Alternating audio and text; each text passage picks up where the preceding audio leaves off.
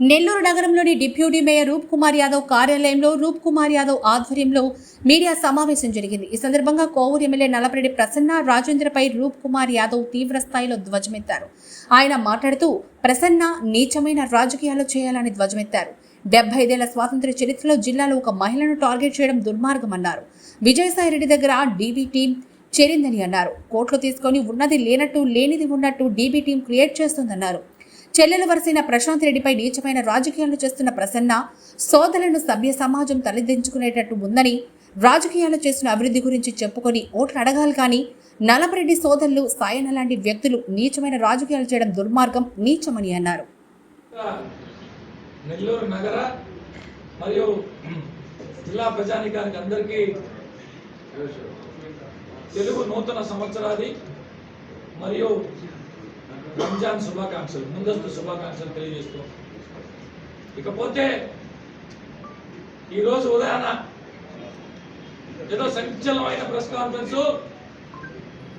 ముఖ్యమంత్రి తర్వాత ముఖ్యమంత్రి అంతవారు, మాజీ మంత్రులు, జిల్లా వైఎస్ఆర్ కాంగ్రెస్ పార్టీ యంత్రాంగం అంతా ప్రెస్ కాన్ఫరెన్స్ పెట్టుందని చెప్తే ఏమో అనుకున్నాం. మీరందరూ కూడా చూశారు. ప్రశాంతి మేడం గారు ఇప్పుడే మా రాజేంద్రంతో ఏదో మాట్లాడిందని, దాన్ని మీడియా మిత్రుల ద్వారా జిల్లా ప్రజలకు అందరికీ మేము చూపిస్తున్నాం అని చెప్పి చూపించడం జరిగింది. మధ్యలో రాజేంద్ర అన్న ఒక పక్క, ప్రసన్న అన్న ఒక పక్క, సాయన్న, ఇంకా మిగతా అందరూ వంది మాదిగలందరూ పక్కన కూర్చోన్నారు. రాజకీయాల్లో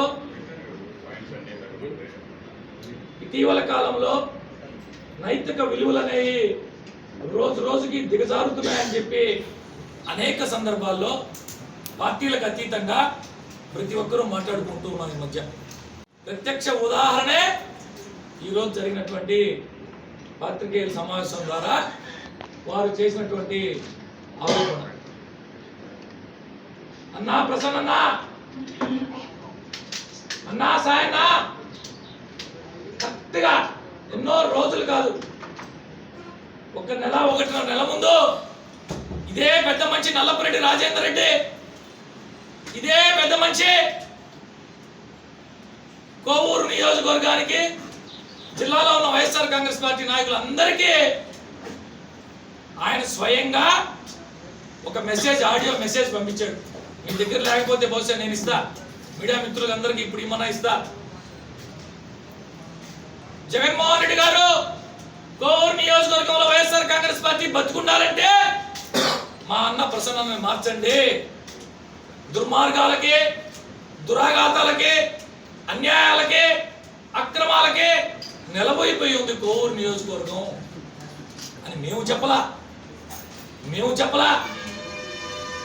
ఈరోజు మీ ఇద్దరి మధ్య కూర్చుని పెద్ద మనిషి పాత్ర పోషించినటువంటి